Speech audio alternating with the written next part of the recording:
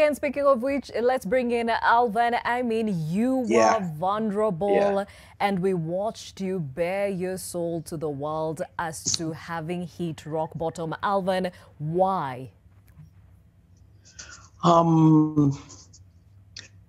There is one thing that I promised myself since starting, since going through. I mean, I've suffered anxiety attacks. I've had just problems and depression, just fighting through stuff before. And the one thing that I never quite allowed myself to do is be vulnerable enough to go or say and speak truthfully where I am.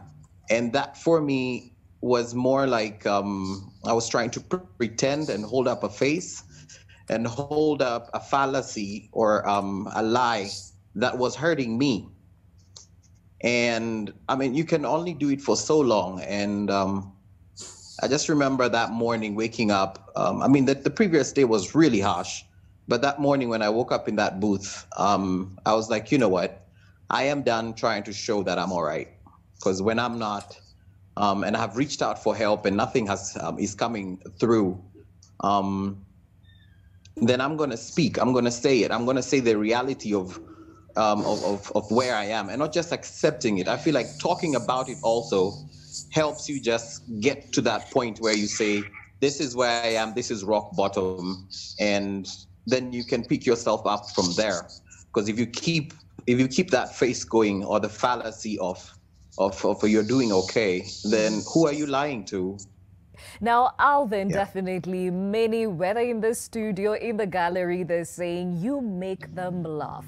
Those videos on your Instagram social spaces, it was a shocker to actually hear the Shodril is now the one saying, I'm on my knees. Was that a coping mechanism? Yes, yes and no. Because I have, I mean, my family will tell you that if we're going to go for a family trip or just, random drive going somewhere, I'm going to be the guy who talks nonstop, just starting stories from nowhere and making them into something. And I seem to, I mean, I've been told that I have a sense of humor that I couldn't trust.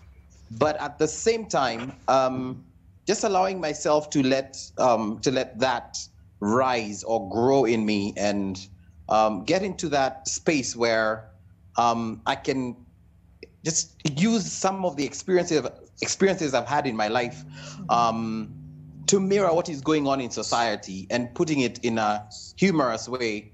I felt like I was adding value. And so I didn't feel like my life was absolutely nothing, or it was too hard. I felt like I was adding value in society, and for that reason, I felt like, you know what, I can still go on.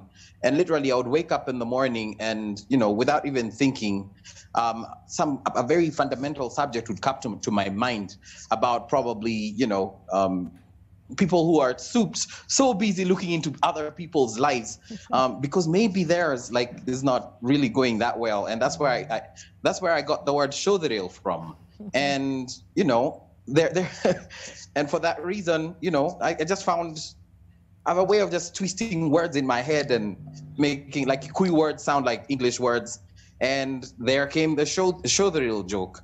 Okay. And a lot of people connected with it. So just adding value into society helped me feel like, you know what, it's not too bad. I'm still here, and I'll be all right. Okay, and speaking of which, as we prepare for the president's message today on whether he will lift curfews and open up the borders, here's something to make you laugh from the yours truly, Alvan. President, thank you kwa vile umefanya, sababu ile sherehe ilikuwa inaenda kupigwa leo. Tukiamka kesho na 30 millions infections, so wacha tuchukue hiyo 30 yako. President, niko nje, saizi ni 7:45. Sikumbuki the last time niliona giza. I feel vulnerable. With all of my heart, I decided, you know what, this is the end of that life for me. It's the end of putting up a face. It's the end of trying to look like I'm okay and lying to myself and bottling up stuff inside that is clearly hurting me and has hurt me in the past.